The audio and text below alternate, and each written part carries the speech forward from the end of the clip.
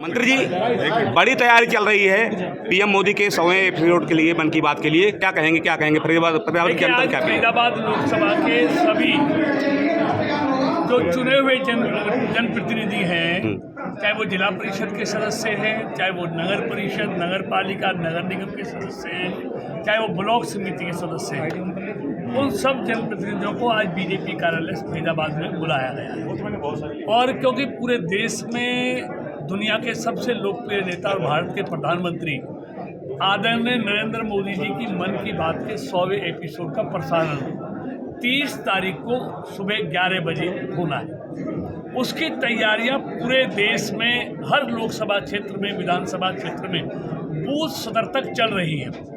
हर booth पर कार्यक्रम होगा, ये तय किया गया है। और बूथ के अलावा भी लोग अपने घरों पर भी प्रधानमंत्री जी के मन की बात को सुने, ये भी उसके लिए भी तैयारियां चल रही हैं।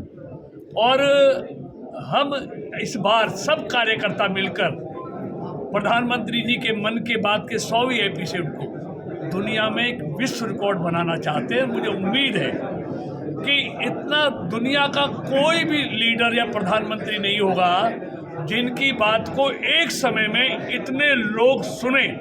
उसका विश्व रिकॉर्ड इस बार 30 तारीख को बनेगा। मंत्री जी, आपने कहा कि फरीदाबाद भी रिकॉर्ड बनाएगा उस दिन, जो है आपने ऐसा कुछ कहा। दूसरा, हम चाहते हैं दुनिया में प्रधानमंत्री जी के मन की बात का विश्व रिकॉर्ड निश्चित तौर पर बनेगा, लेकिन उस विश्व रिकॉर्ड में फरीदाबाद की भूमिका, लोकसभा की भूमिका अहम होनी चाहिए। हम चाहते हैं कि विश्व रिकॉर्ड में जो बने उसमें फरीदाबाद का लोकसभा का सबसे ज़्यादा योगदान हो। इसकी तैयारियां हमारे सब कार्यकर्ता, संगठन के पदाधिकारी, चुने हुए प्रतिनिधि सब मिलकर कर रहे हैं। और हमें उम्मीद है कि फरीदाबाद लोकसभा से ज़्यादा लोग प्रधानमंत्री जी के मन की बात को सुनकर, जैसे लोकसभा के चुनाव में फरीदाबाद ने अपना एक स्थान बनाया, ऐसे ही प्रधानमंत्री जी के मन की बात में फरीदाबाद के कार्यकर्ता एक रिकॉर्ड बनाएंगे, ऐसी मुझे पूरी उम्मीद है। फरीदाबाद की जनता से क्या आह्वान करेंगे? मैं फरीदाबाद के लोगों को भी ये कहना चाहता हूँ, अपील करना चाहता हूँ, उनसे निवेदन करना चाहता हूँ कि दुनिया का सबसे लोकप्रिय नेता प्रधानमंत्री के रूप में आदरणीय नरेंद्र मोदी जी के मन की बात का 100वां एपिसोड 30 तारीख को उसका प्रसारण होगा। और आपने देखा होगा प्रधानमंत्री जी मन की बात में सारे सामाजिक विषय होते हैं, सारे व्यक्ति के जीवन से जुड़े हुए विषय होते हैं, चाहे वो शिक्षा का क्षेत्र हो, स्वास्थ्य का क्षेत्र हो, व्यापार का क्षेत्र हो, कृषि का क्षेत्र हो और दूसरा कोई भी क्षेत्र हो, ऐसे विषयों पर वो बातचीत करते हैं, अपने मन की बात करते हैं। और ऐसी छुपी हुई प्रतिभाएं जो विभिन्न क्षेत्रों में अपना अपना योगदान दे रही हैं, उन सब के बारे में बातचीत करते हैं, उनसे बातचीत। मंत्री, ये सरल लाइफ का क्या फोटो वाला क्या सिस्टम है, जरा बताएंगे उस दिन का? जैसे ये सब उस दिन सबने अपने अपने जो चुना हुआ प्रतिनिधि जिस बूथ पर वो होगा, अपने बूथ नंबर के साथ वो अपना फोटो सरल ऐप पर डालेगा और उसको मोदी ऐप पे भी डाल सकते हैं। तो जो ये अपना एंड्रॉयड फ़ोन है उसमें दूसरा है, दूसरे में सरल है, उस पर डालना है और मोदी ऐप पे सबने अपने अपने फ़ोटो डाल लें, क्योंकि वहाँ सिर गिने जाने कितने लोगों ने सुना, उसकी गिनती होनी है।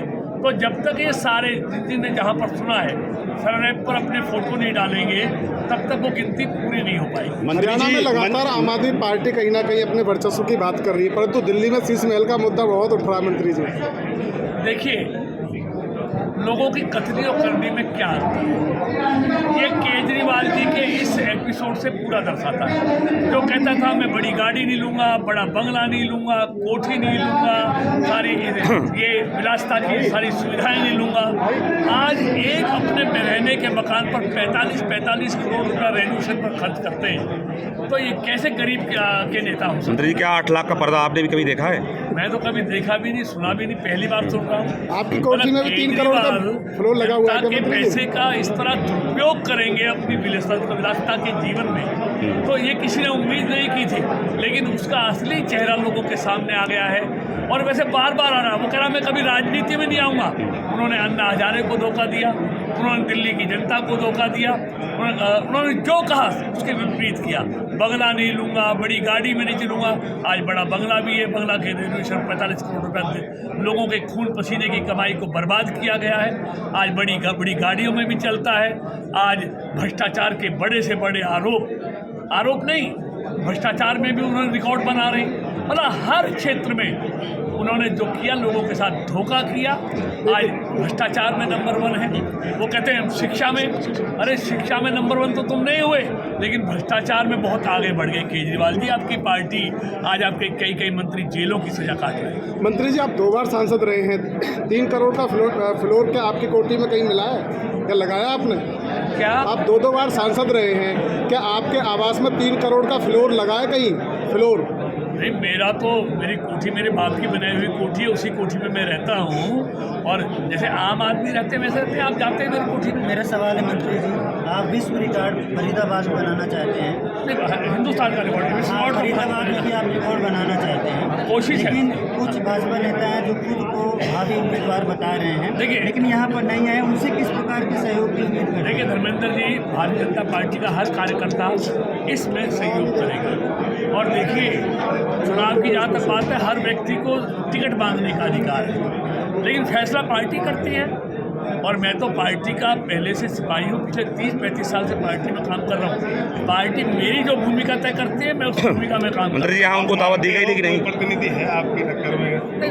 नहीं, मैं किसी से कोई टक्कर की बात नहीं। मैं साधारण कार्यकर्ता हूँ भारतीय जनता पार्टी का, और भारतीय जनता पार्टी का केंद्रीय नेतृत्व, प्रदेश का नेतृत्व मेरी भूमिका तय करता है। और जो मेरा नेतृत्व मेरी भूमिका तय करता है, मैं उस भूमिका में लेकर काम करता हूँ। पार्टी अगर फुटबॉल लड़ाती है तो आप किस तरह सहयोग करेंगे जीत में? मैं पार्टी के लिए मैं आज 30 साल से काम कर रहा हूँ, और मरते दम तक पार्टी के लिए काम करूँगा।